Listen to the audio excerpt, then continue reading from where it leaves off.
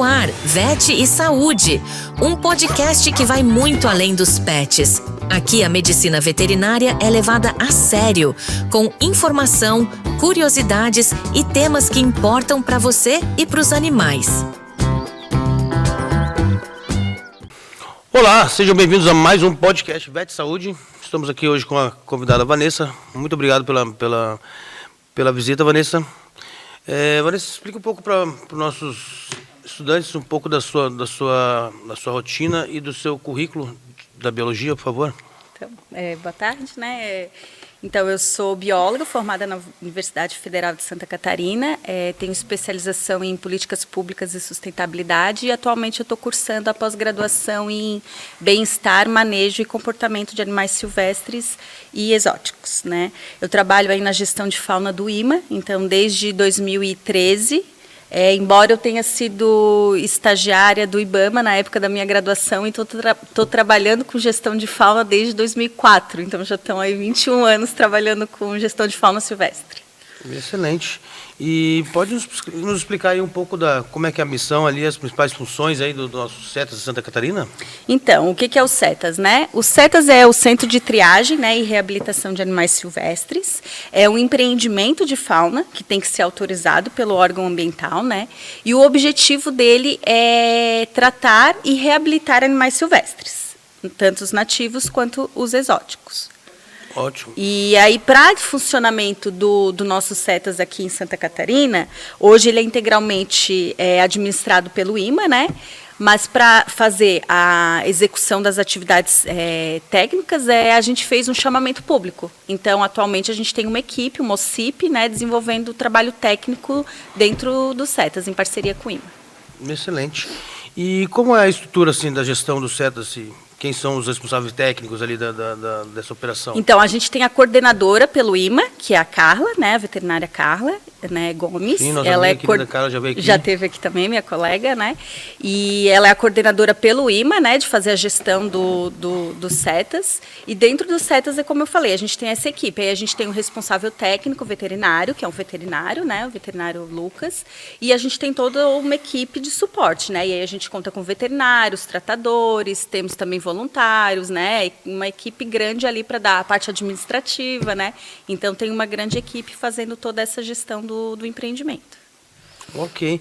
E a quantos animais chegam assim ao centro lá por ano, assim?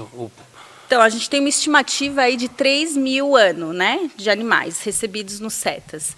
É claro que isso varia muito ao longo dos meses, né, porque a gente tem uma incidência maior, claro, agora a partir desse período, né, que é o período de reprodução, Sim. Onde aparecem muitos filhotes, então aparece muito filhote de gambá, filhote de passarinho, né, então esse período é geralmente o período mais crítico, assim, Sim. onde a gente recebe o maior número de animais e demanda muito mais cuidado e atenção, né. E qual que é o perfil mais comum, assim, de espécies, tipo lesões que chegam?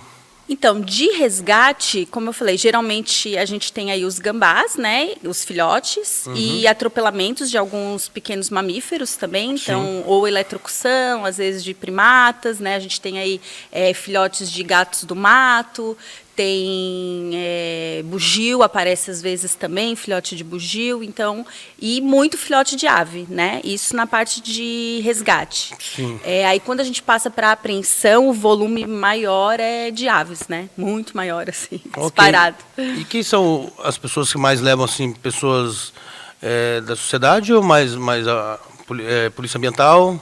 Então, o resgate, hoje a gente tem uma portaria, inclusive, né, uma portaria estadual, em que foi feita entre a Polícia Militar Ambiental, o IMA e o Corpo de Bombeiros, Ótimo. Que é para regrar o resgate, né, dentro do Estado, né, dos órgãos do Estado, né, na verdade. Então, a incumbência de fazer o resgate no local é da Polícia Militar Ambiental, e no caso dos bombeiros, quando houver risco ou espécies, né, que podem trazer risco à população. Então, bombeiros Sim. também podem agir nessas horas, né? E aí esses animais são encaminhados ou para os CETAS ou também para alguns dos nossos parceiros e também, em algumas situações, as clínicas veterinárias que a gente tem credenciado atualmente. Ótimo. E como é que funciona esse projeto de clínicas credenciadas? É algo novo?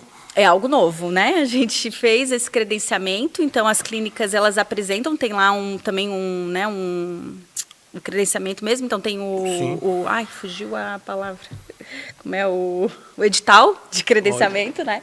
E aí as pessoas apresentam toda a documentação, os interessados, as clínicas interessadas apresentam essa documentação, que é feita toda uma análise lá dentro, né, do nosso setor, e aí essas clínicas vão estar aptas a receber os animais de resgate que a polícia, né, faz o resgate quando a gente não tem condições de trazer para os CETAS, né? Porque o que acontece? Muitas vezes a gente só tem nossos CETAS aqui em Florianópolis, é o único CETAS hoje, né, de terrestres do estado. Então, às vezes, eu tenho um animal lá em Xanxerê precisando de cuidados, né, de reabilitação. Então, a gente tem trabalhado para fazer esse credenciamento para que a gente consiga dar esse atendimento rápido para esses animais que precisam, né? Para que evite de uma falência, né, de diminuir as chances de óbito, né? Ou melhor, aumentar as chances de recuperação desses animais, né? Perfeito. Então, você que tem sua clínica veterinária, quer fazer o credenciamento e atender os animais silvestres, né? Essa é a oportunidade. Nós vamos estar colocando depois o endereço para vocês aqui, né? Diretamente no site. Isso, Diretamente no site. Lá vai ter todas as orientações de como proceder. Perfeito. E como é que ocorre assim, o processo de triagem, tratamento, recuperação desses animais, Vanessa? Então, os animais eles são recebidos, né? Eles passam justamente por essa triagem inicial, né? Que seria o quê? Primeiro, né? Identificar esses animais, né? Qual a espécie e fazer toda a avaliação clínica inicial, né? Daí os veterinários entendem melhor essa parte, que é ver o estado desse animal, se demanda uma urgência, se é algo que dá para esperar, né? O que precisa de cuidado inicial. Então, é feita essa primeira avaliação, eles são encaminhados por setores, né, específicos, se é para uma internação, se já vai para um recinto, aí isso tudo é feito, né? Essa avaliação clínica é feita pela equipe que está lá no CETAS. Depois disso, os animais continuam, né, todo o processo de adaptação e recuperação.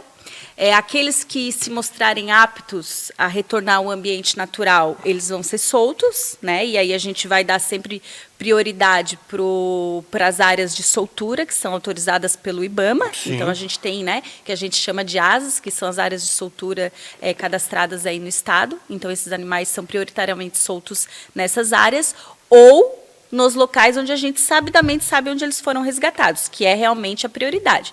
Então, esse animal foi resgatado na cidade tal, no bairro tal. Então, eu sabendo dessa informação, isso tudo tem que ser planilhado, né? Para que quando eu for fazer a soltura, eu sempre devolvo o animal para o local onde ele foi resgatado. Essa é a prioridade, né? Claro, os animais passam por todo um processo de exame, né? Tem toda essa questão, tem toda uma avaliação comportamental também desses animais, né? E aqueles que realmente não tiverem condições de soltura, aí esses são encaminhados para empreendimentos de fauna autorizados, que aí podem ser os zoológicos, os mantenedores de fauna, os criadores comerciais.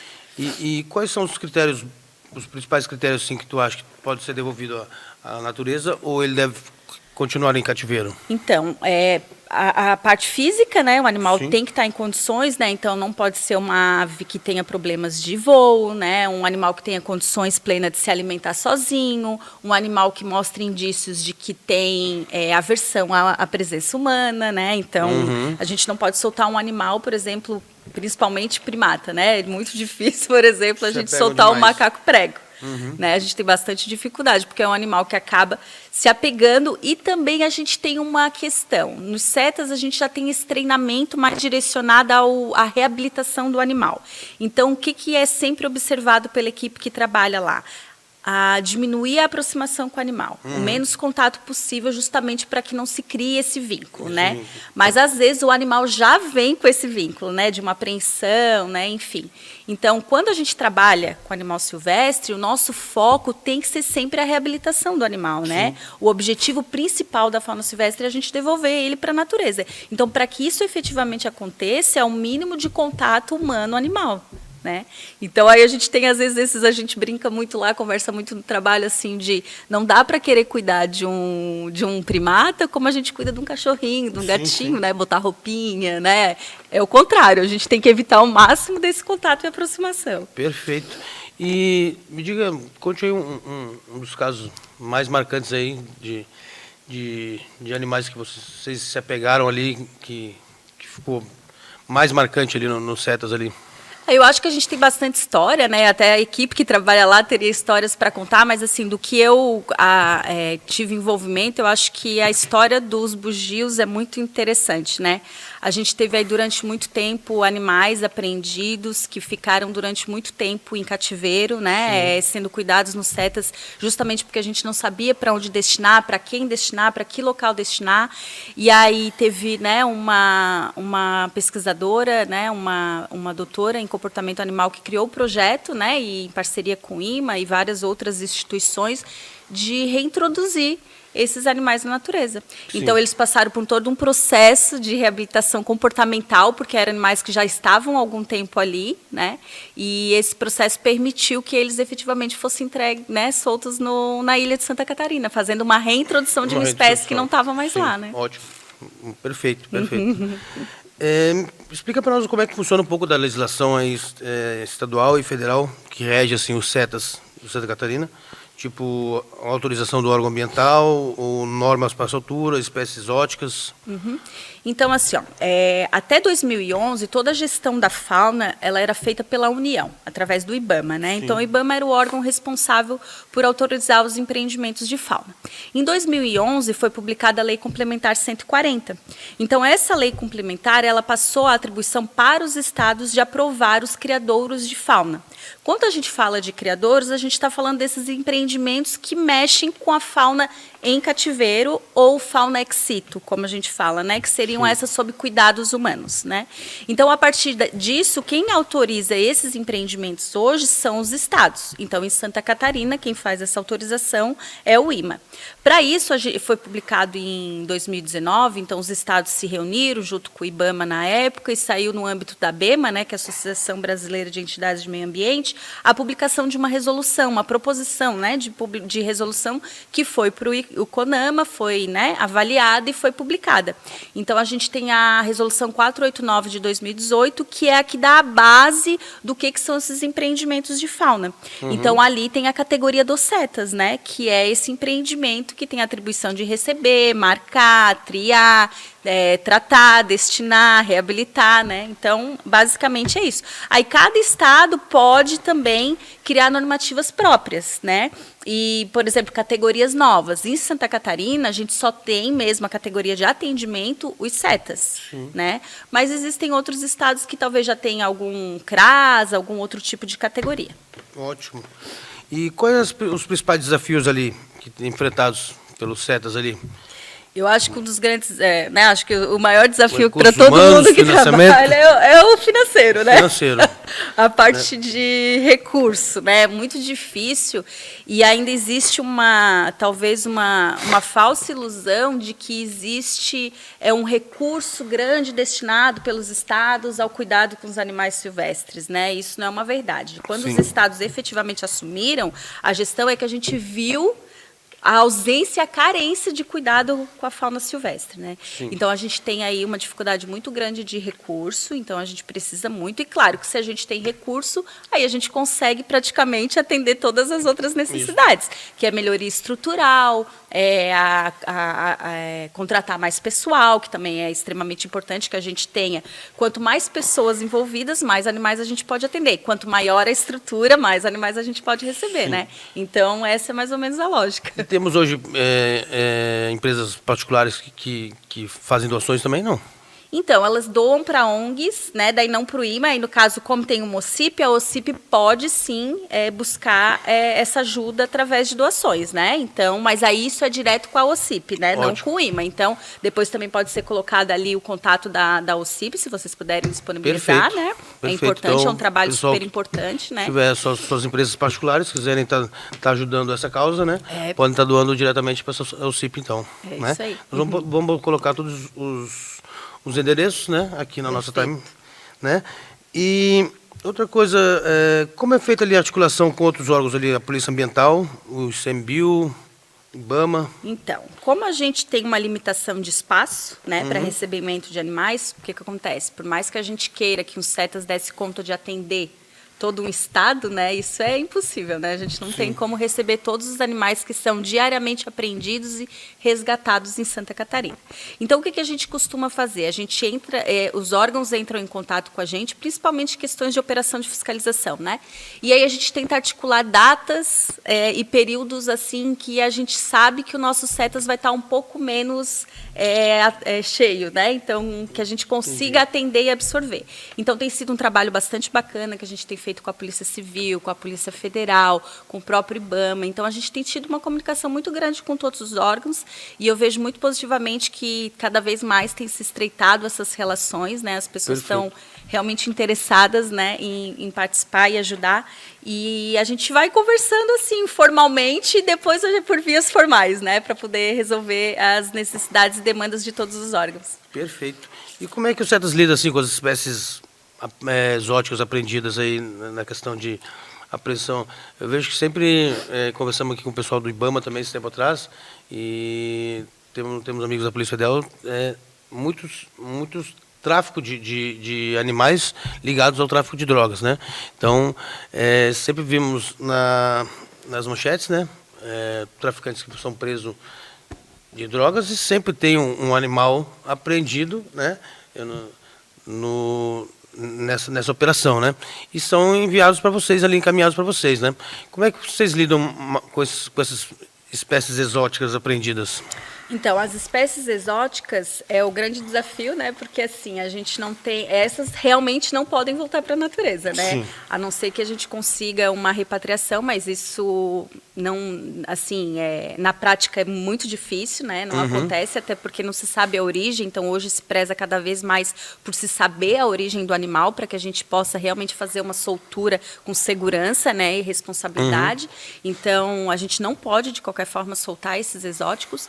E o que acontece é que esses animais acabam sendo encaminhados para os empreendimentos de fauna autorizado. Sim. E aí, quando eu falo empreendimento de fauna, é basicamente zoológico, basicamente mantenedouro de fauna, criadores, né? Então, a gente tem aí alguns criadores comerciais que podem receber esses animais como matriz, mas aí eles não podem comercializar esses animais, né? Eles ficam como matriz da criação.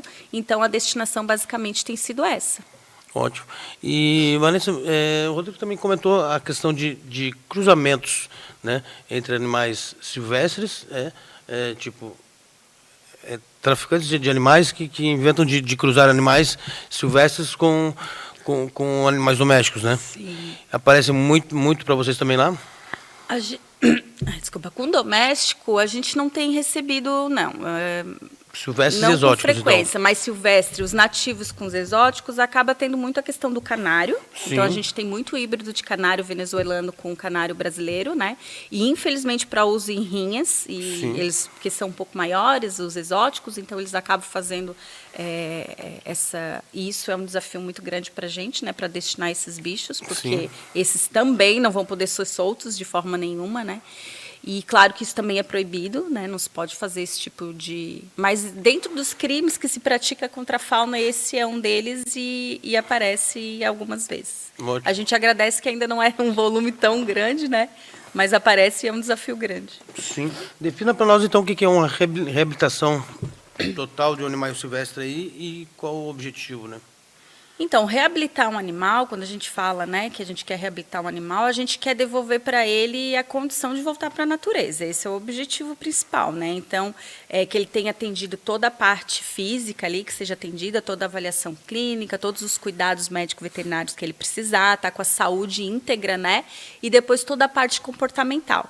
E essa parte comportamental acaba sendo um grande desafio pelo aquilo que a gente já falou, né? A parte de aproximação com o humano, essa dificuldade. Então, a gente ainda tem uma carência de médicos veterinários com conhecimento técnico na parte de silvestres, né? E muitos acabam cuidando de um animal silvestre, às vezes, como cuida de um animal doméstico. Então, isso a gente precisa mudar, né? Então, é essa realidade, porque a gente precisa entender que o animal silvestre, O objetivo dele é voltar para a natureza e não uma aproximação com o humano, né? Até porque isso a gente está trabalhando, quando a gente está trabalhando com silvestre, a gente está trabalhando com conservação, né? Não está falando só do indivíduo em si. Então, a gente está falando de um animal que vai impactar uma população, que vai impactar uma espécie, um ecossistema. Então, a gente tem que ter um conhecimento amplo sobre aquela espécie, né? E um cuidado para esse retorno à natureza. Então, reabilitar seria isso, eu pegar esse animal que está em maus tratos, ou foi apreendido, ou foi atropelado, deixar ele com a saúde adequada, comportamentalmente aceitável, com todos os exames, né,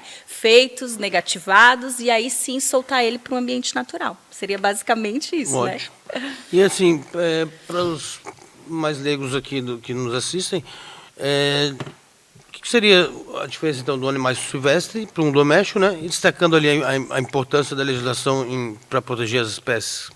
Então, a gente tem uma portaria, né, que é do IBAMA, e que a gente assumiu ela como a portaria do Estado, que é a portaria de espécies isentas de controle pelos órgãos ambientais. Sim. Algumas pessoas chamam a lista de domésticos, mas, na verdade, elas são isentas de controle, ou seja, não precisa de autorização do órgão ambiental para tê-la em cativeiro, para ter essas espécies em cativeiro. Então, eu não vou lembrar agora, mas depois a gente pode colocar ali o número dela, mas eu acho que é 2489, se eu não me engano, a portaria. E essa lista inclui gato, cachorro, calopsita, né? Daí tem alguns anatídeos também, a lhama. Então, tem alguns animais ali que não necessitam de autorização do órgão ambiental. Tudo que não estiver ali, a gente lida como animais silvestres, que podem ser nativos ou exóticos, né? E aí, para esses animais, qualquer atividade que vá se desenvolver com eles é obrigatória a autorização do órgão ambiental. Ótimo. E qual que é o papel principal do biólogo lá? O papel tem os veterinários, os biólogos, né? Tu diz no CETAS ou ali no nosso setor? No CETAS, nos dois. Isso. Então, assim, como eu falei, eu trabalho ali há bastante tempo, então a gente tem aí desde a autorização dos empreendimentos de fauna, que a gente faz, o atendimento a consultas, né? Então, por exemplo, o Ministério Público consulta bastante demanda, a Polícia Civil questionando origem e legalidade dos animais, né? Então, a gente está sempre dando essa resposta também aos órgãos.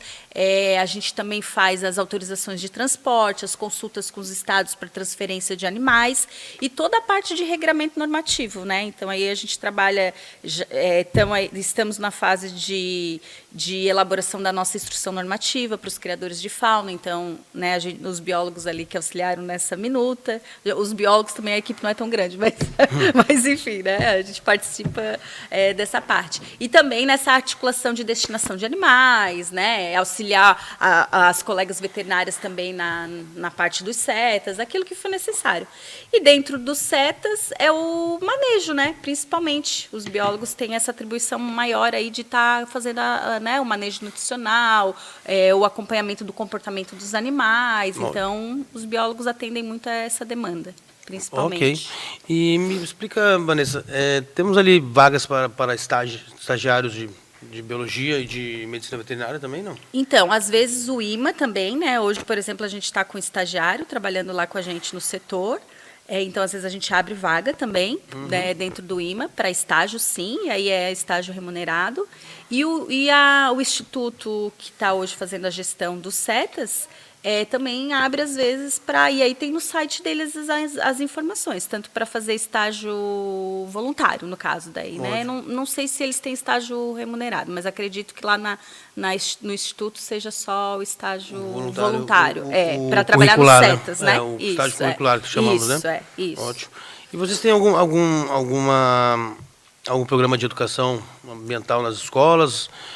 Até quero deixar de pronto, se precisar da gente, para a gente participar, a gente trabalhar junto com essa questão de educação nas escolas, educação ambiental nas escolas, né? Porque eu vejo hoje que está difícil a gente mudar a cabeça dos adultos, né? Então, podemos fazer começar mudando a cabeça das crianças nas escolas, né? Nós trabalhamos bastante com educação infantil, né? Desde o tempo da faculdade. A gente trabalhava com educação infantil nas escolas, sobre maus tratos, sobre o que é a educação ambiental, o que seria maus tratos animais, o que seria tráfico de animais, né? Perfeito.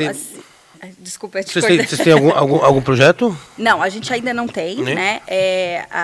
O instituto lá que trabalha no CETAS, né, que é o nosso parceiro lá, eles têm, né, eles trabalham com algumas atividades de educação ambiental, mas o IMA em si, com a parte de fauna, a gente ainda não tem. Mas, curiosamente, né, nos últimos tempos, a gente tem falado sobre isso, inclusive, para a gente começar a articular.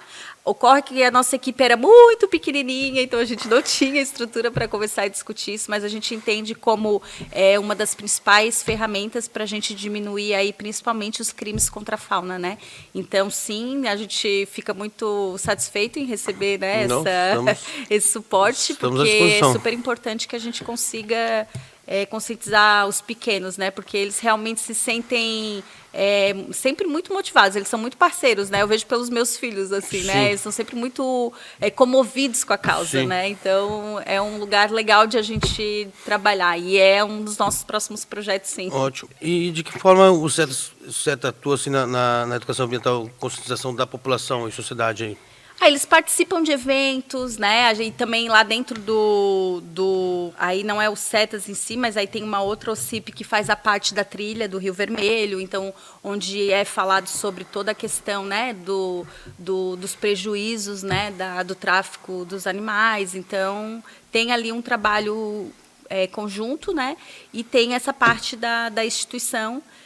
Que faz esses atendimentos. Por exemplo, a gente teve recentemente um evento da Capivara, né, em Florianópolis, e aí com a Floran, então também participou tanto o IMA quanto o Instituto, então eles levam materiais de educação, né, alguns ossos, algumas coisas que chamam a atenção, né, das crianças, e aproveitam para falar sobre a importância e o trabalho dos CETAS, né. Perfeito. E qual o tipo de apoio aí que a população pode oferecer aos CETAS? Às vezes tem as campanhas, né, que os CETAS costuma fazer, a entrega voluntária dos animais, a ligação para resgate para a polícia, porque a polícia vai encaminhar esses animais, então a população tem que estar sempre atenta e colaborando com os órgãos, né? E a parte da ouvidoria, que é extremamente importante, então, denúncias, né? Sempre procurar a ouvidoria do Estado. Eu acho que esse é o papel, né, da população. E, claro, doação, né? Porque, como eu falei, recurso é uma dificuldade que a gente tem. Então, lá, algumas vezes, eles estão dizendo quais são as necessidades dos CETAS. Então, às vezes, a gente está precisando de bichinho de pelúcia, cobertas, né?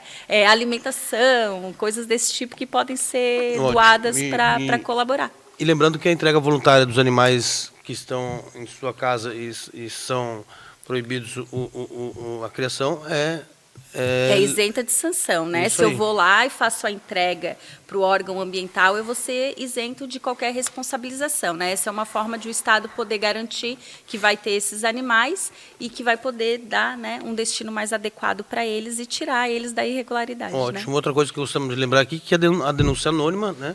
A denúncia, se você souber de algum tráfico de animais, algum maus tratos aos animais aí que você tenha visto, né? A denúncia é extremamente anônima, né? Você pode entrar nos contatos dos telefones que nós vamos estar colocando aqui na nossa line e ninguém fica sabendo de quem fez a denúncia, né? Não. Isso não é divulgado, com certeza. Excelente. A gente mantém o sigilo, né?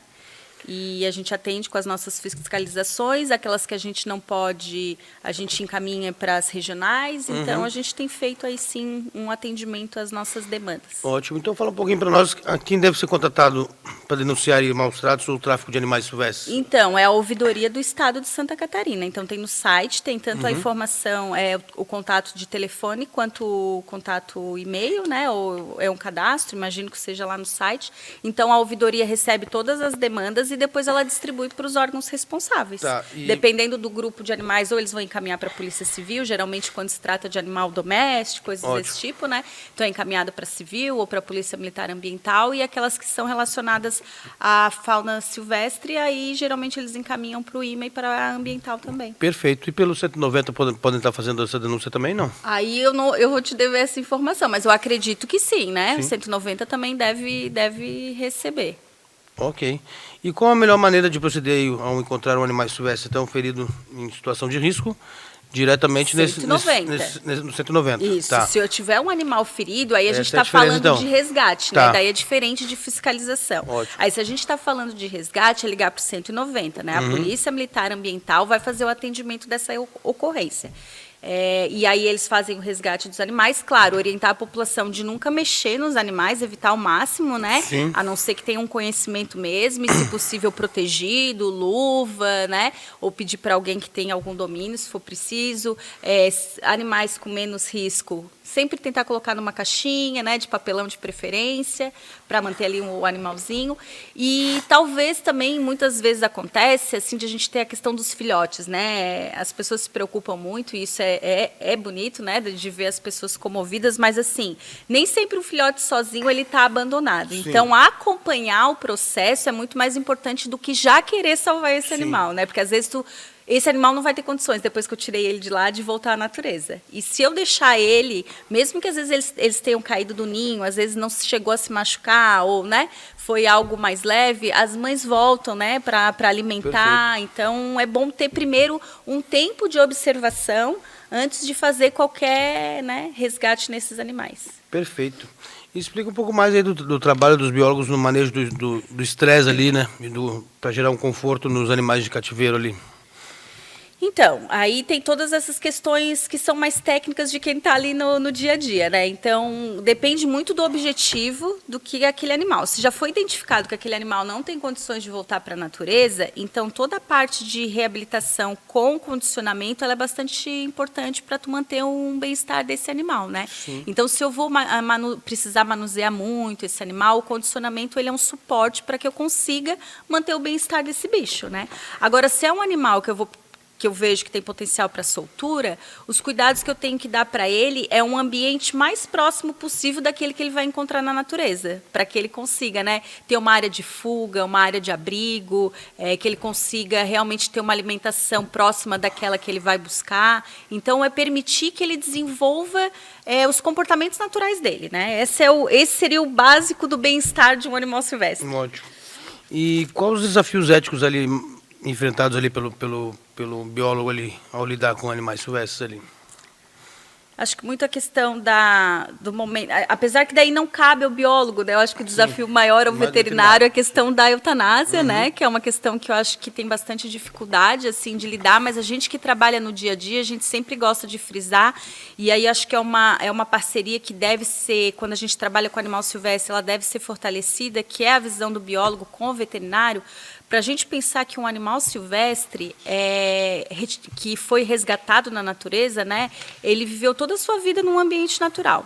Então, esse animal ele é totalmente adaptado, digamos, àquela vida, né, que a gente às vezes acha que agora ele veio para o cativeiro, ele não voa, mas eu vou dar para ele todas as condições de vida adequada. E aí a pergunta é, mas será, né, que um animal, por exemplo, um rapinante, né, que passou a vida inteira fazendo caça, que é um animal que precisa dar longos voos, será que eu vou manter o bem-estar do animal sem uma asa, dentro de um cativeiro limitado? Então, são todas essas questões que a gente está sempre discutindo e conversando assim, né, com as equipes para chegar numa conclusão do que é o melhor para aquele indivíduo, né? Sempre pensando que a gente também está falando de uma espécie quando a gente fala de silvestres, né?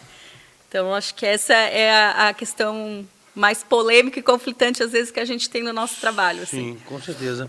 E me diga, como o tráfico de animais aí impacta hoje em dia a biodiversidade e os ecossistemas? Então, cada animal que a gente tira da natureza, né, sem contar todo o dano que é para aquele indivíduo, é tudo que ele deixa de representar para o ecossistema, né?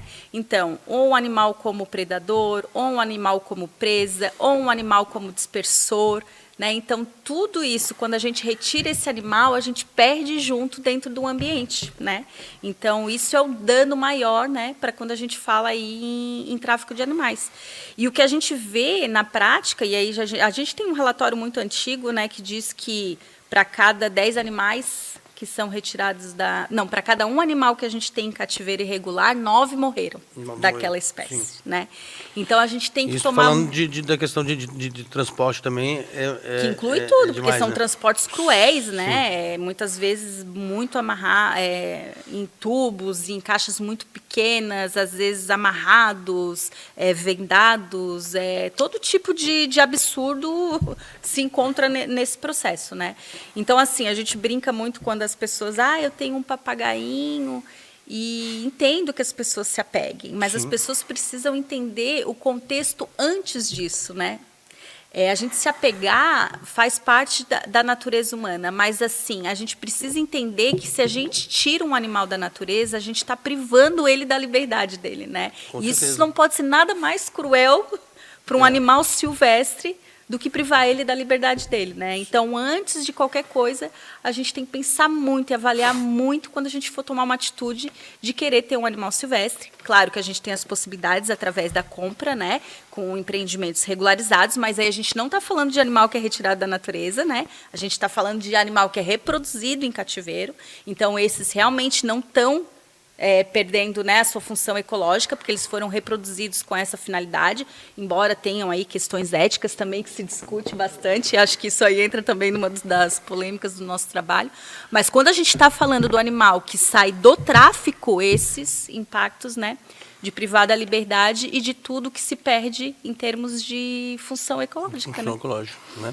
Me explica para nós como é que funciona a questão do animais em cativeiro legalmente, que as pessoas podem estar cadastrando o seu legalizando o seu animal que está... Então, aí é uma outra questão. A gente não tem como legalizar um animal. A gente, sim, tem como adquirir um animal legalizado. Isso, adquirir, né, um animal legalizado. Mas essa é uma pergunta boa, Matheus, porque a gente tem com bastante frequência essa consulta. Eu tenho um papagaio, eu tenho uma tartaruga, ou eu tenho uma cobra e eu quero legalizar. Não existe legalizar um produto do tráfico, né? Certeza. Um produto de origem irregular. O animal, né, que... ele comprar um animal legalizado, sim, né? Aí, nesse caso, a gente pode comprar dos empreendimentos que são autorizados. Sim. Nesse caso, o que a gente recomenda? Sempre que tiver dúvida se aquele empreendimento realmente é autorizado para comercializar aquela espécie, ligar para o órgão ambiental ou mandar um e-mail para o órgão ambiental responsável, em qualquer estado, né? Então, procura no estado de São Paulo, qual é o órgão ambiental de São Paulo, qual é o órgão ambiental de Santa Catarina. Procurar esse órgão antes de adquirir o animal, para verificar se aquele empreendimento realmente está regular para vender aquele indivíduo. E aí, se tiver, você pode comprar, daí você vai ter um animal marcado, né, com anilha ou microchip, e você vai ter o documento de origem, que é a nota fiscal e o certificado de origem. Então, um animal ele é regular quando ele é adquirido de um empreendimento autorizado pelo órgão ambiental e com essas características, né? Nota fiscal, certificado de origem e marcação. Isso, e o guia de transporte animal, né? E a guia de transporte animal, isso mesmo, a GTA principalmente. Isso, né? aí, a famosa GTA. E me explica, temos vagas para biólogos e veterinários ou apenas voluntários? Dentro do CETAS? Então, aí eu vou ficar te devendo essa informação, mas assim, eu sei que em algumas situações eles abrem processos, eles abrem processos de chamamento, assim, então é importante estar atento no site daí do Instituto, excelente, que faz a gestão dos CETAS, né? Por parte do IMA não tem essa contratação. A gente teve recentemente, foi contratação de ACT, mas foi por uma questão provisória, então também ele se encerra e provavelmente não vai ter. Aí, para o IMA é concurso público.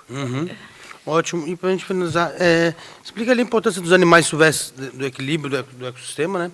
O controle ali de pragas, polinização e principalmente a dispersão de sementes, né? Então. Que temos mais animais hoje, que nem a questão das capivaras, né?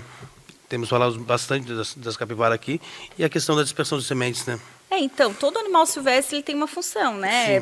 Dentro de um ambiente. Então, como a gente falou, ou de dispersão, ou ele também faz toda a parte de controle. Então, se eu tenho um predador, eu vou ter controladas as presas. Se eu tiro o predador, eu vou ter, naturalmente, um descontrole de presas, né? Então, a gente manter esse equilíbrio das espécies é extremamente importante para a gente manter o equilíbrio daquele ambiente. Perfeito. Agora estamos chegando ao fim, eu acho que é um assunto que a gente poderia ficar muito mais tempo, né? Sempre tem assunto. Né? Deixa uma mensagem para o pessoal aí, né? Uma mensagem final aí de algo que a gente não falou aqui e que você queira transmitir para quem está nos assistindo aí.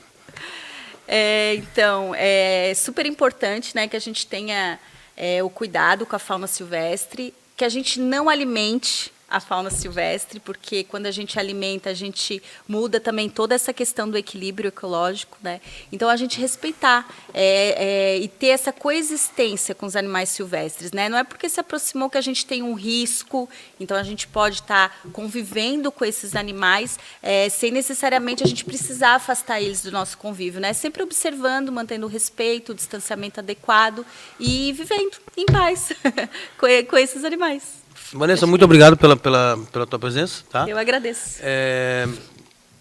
Acho que a gente vai ver mais uma visita com vocês lá, né? Traremos mais alguém aqui para falar um pouco mais sobre o CETAS, sobre a grande importância do CETAS ali, tá? Uhum. E muito obrigado e até a próxima. Eu que agradeço.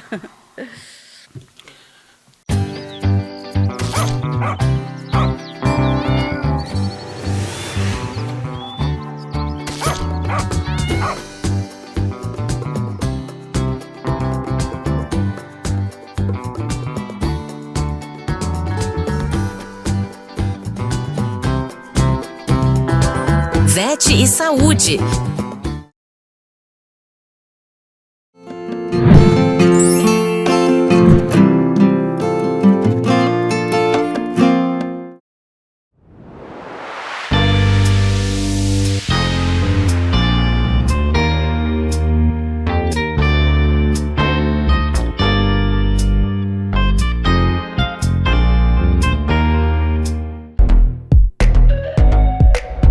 O programa a seguir é uma produção independente. Seu conteúdo é de total responsabilidade de seus idealizadores. Pergunta do café de hoje. O que eu faço para me ver realmente como sou? As pessoas me veem como um cisne, mas às vezes me vejo como um patinho feio.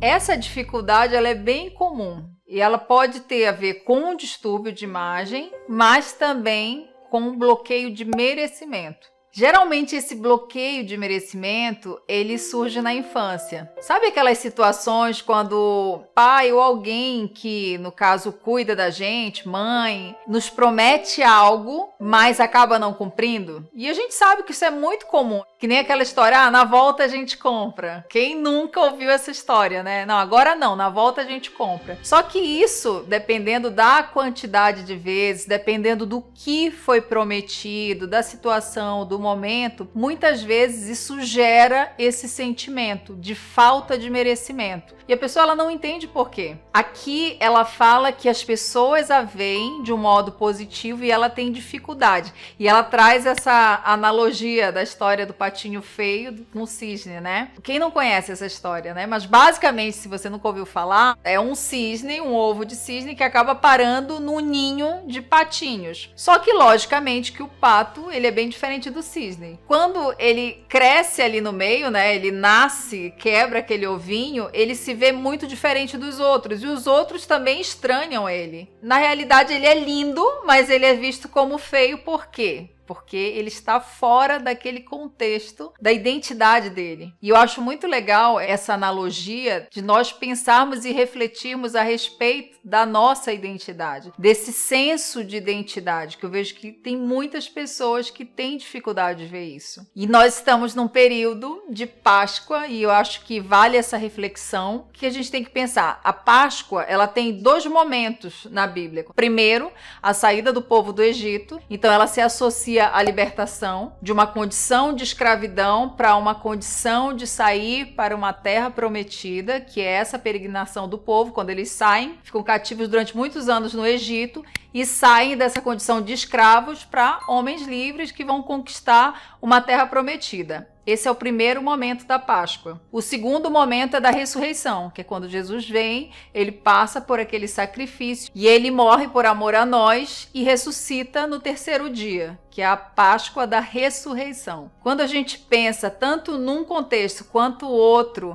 de ressurreição, de libertação, a gente tem que entender, associando a essa pergunta, a questão da nossa identidade. Qual que é a nossa identidade? Qual que é a sua verdadeira identidade? Será que você, de repente, não é esse cisne que está num contexto no ninho de patos, por exemplo, e por isso não consegue se enxergar como é de verdade? O que isso tem a ver, Zigrid, com a Páscoa? O que a Páscoa tem a ver com esse sentido de identidade, de autoimagem, principalmente? Quando você tem dificuldade de se enxergar como você é, o que você tem que se lembrar? Da sua origem, de onde você vem. Eu sempre gosto também de trazer, essa analogia que mais do que se reconstruir e buscar ser alguém, a gente deve entender que a gente muitas vezes precisa se desconstruir de quem nós somos para chegarmos na essência. E qual que é a essência? De nós sermos filhos de Deus. Na essência, nós somos filhos de Deus.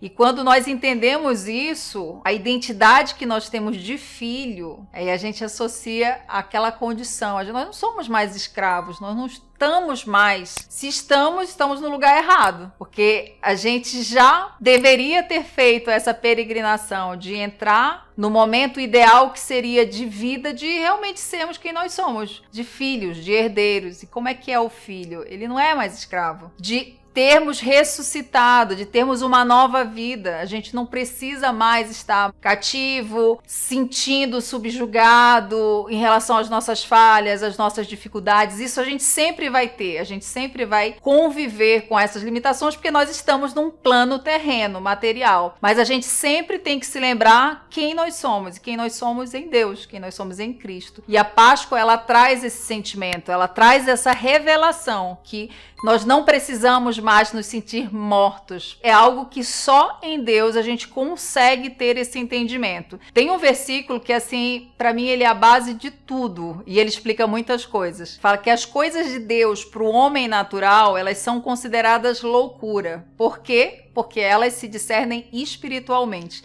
Não adianta tentar entender racionalmente, buscar um entendimento racional, porque não consegue acessar. Às vezes essa dificuldade de acessar essa identidade, essa autoimagem espiritual, está diretamente relacionada à quantidade de mente, de raciocínio material, porque as coisas espirituais a gente discerne espiritualmente. Então, como é que a gente consegue trabalhar esse senso de identidade se a gente está tendo dificuldade de se enxergar como esse cisne? Como é que a gente consegue trabalhar isso? Buscando a fonte, buscando se apegar cada vez mais a Deus e vendo como um pai, não como um ser distante que não tem a ver comigo, não, como pai. Quando a gente consegue se conectar a essa grandeza, a gente consegue trabalhar esse senso de autoimagem que nós temos de filhos de Deus, de herdeiros de Deus, co-herdeiros com Cristo. E nesse período da Páscoa é o momento de realmente a gente parar e refletir a respeito disso. Qual tem sido a nossa referência de autoimagem? Espiritual, de cisne, ou limitada? Carnal, de falta de merecimento, de insuficiência. Que a gente possa trabalhar esse conceito de expansão, de abundância e não de escassez.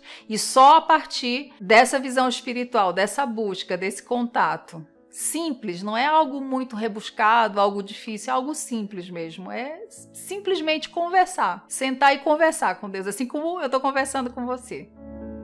E eu quero aproveitar a oportunidade para agradecer a confiança de você que está sempre comigo aqui no canal. Sempre eu estou compartilhando, tem muitos vídeos com muitas ferramentas, desenvolvimento pessoal, vídeos que trabalham essa questão da autoimagem, que ela é tão importante para a gente conseguir passar por cada processo, a gente conseguir realmente fazer esse caminho de evolução constante, não para ser melhor do que ninguém, mas de se aproximar cada vez mais dessa essência pura, perfeita, que nós temos que buscar cada dia mais.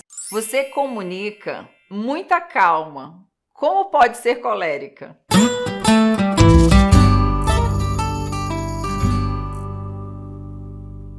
É comum eu receber esse tipo de mensagem tanto no Instagram quanto no YouTube, aqui no canal, perguntando como é que eu posso ser colérica. Por quê? Porque as pessoas elas já têm aquela ideia estereotipada que o colérico necessariamente é uma pessoa mais dura, mais agressiva. E não necessariamente, porque, como eu sempre digo, o temperamento, ele não serve para nos definir. Ele sim tem características que nós nos identificamos, que fazem parte de quem nós somos, isso desde quando nós nascemos, mas à medida que nós evoluímos, que nós nos conhecemos, que nós vamos trabalhando essas características, a gente consegue ou se limitar, sim, e se apegar a essas características e, não, eu sou assim mesmo e ponto final, aquele rótulo, ou então isso daí ser um ponto de partida para a gente se desenvolver, se fortalecer mais ainda. Então, trabalhar aqueles pontos que nos limitariam e desenvolver aquelas nossas forças que são peculiares a cada um dos seus temperamentos. O autoconhecimento nesse processo ele é fundamental. Como eu falei, começa a partir daí.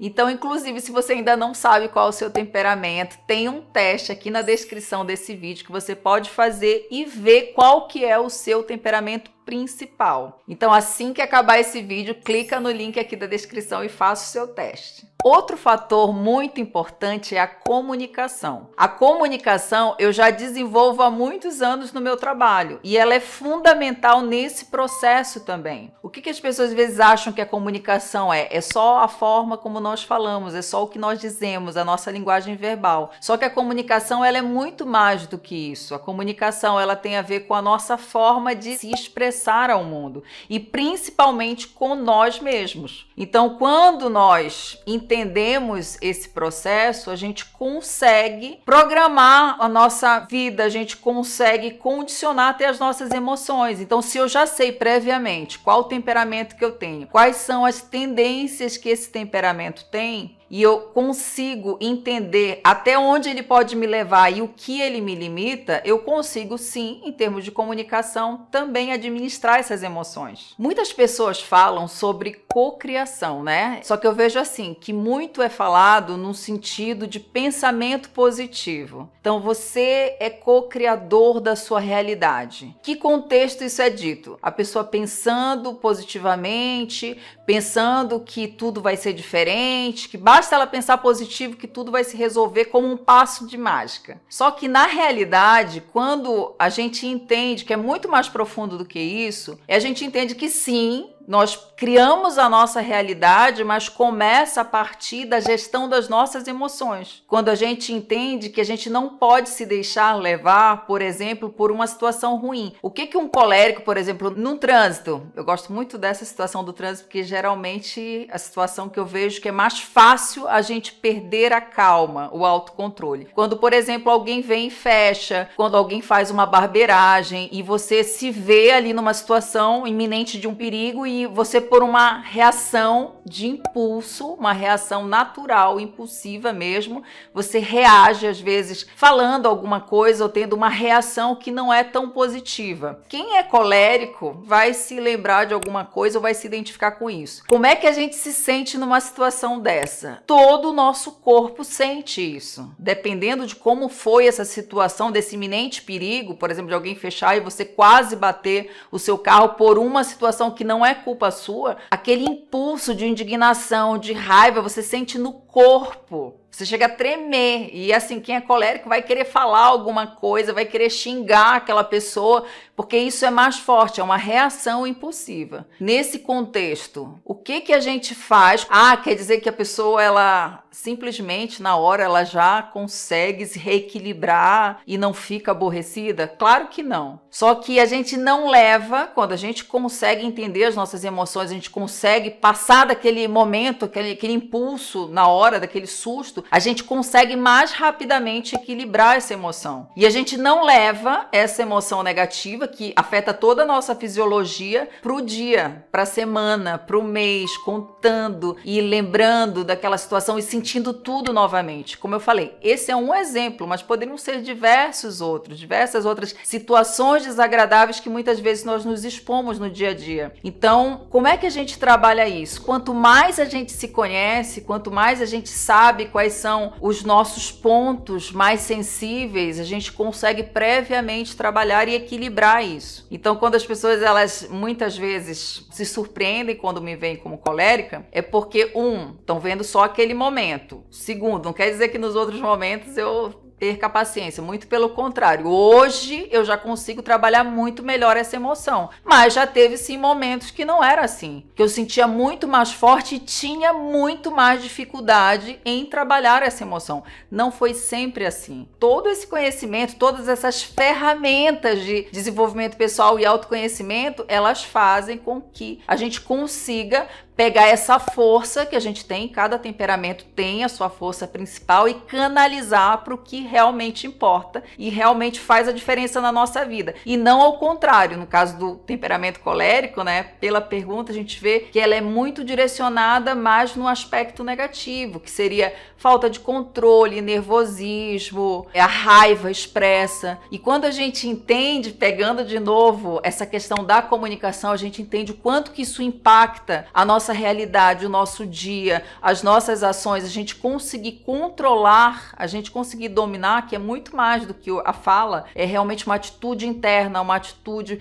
de postura, de comunicação, e que isso afeta primeiramente a nós, a gente consegue ter uma visão muito mais ampla. Então faz muito mais sentido a gente trabalhar essas questões relacionadas a nós mesmos. Então, para finalizar, temperamento não é rótulo que determina quem nós somos e vamos ser para o resto da vida. Ele é um tempero que nos mostra como é que a gente consegue equilibrar a nossa vida, como é que a gente consegue deixar ela muito mais interessante e boa de ser vivida.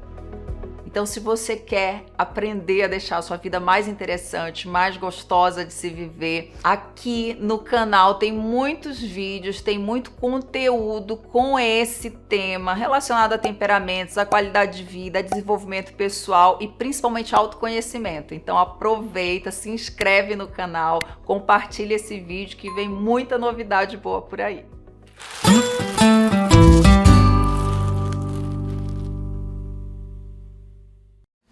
Há 20 anos no mercado televisivo e de produção, Premier Produções oferece soluções práticas e inteligentes.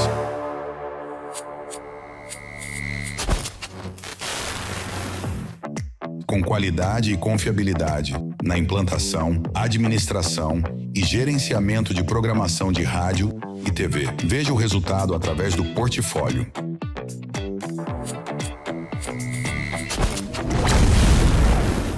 Ilson Antônio Betim, nascido em Pelotas em 1964, foi o fundador visionário do grupo Premier Produções. Formado como técnico eletrônico pelo Cefet, ele iniciou sua trajetória na radiodifusão ao se mudar para Florianópolis em 1987. Com uma carreira sólida em grandes empresas de mídia, Betim realizou seu grande sonho em 1996, fundando a Premier Produções. A Premier trouxe inovações importantes ao cenário da comunicação, especialmente com a criação e operação de TVs legislativas em diversas câmaras municipais. Sua liderança foi crucial para ampliar o acesso à informação e fortalecer a transparência governamental. Ilson Antônio Betim faleceu em 2022, deixando um legado de pioneirismo e dedicação à comunicação. Seu trabalho continua inspirando a busca por inovações no setor.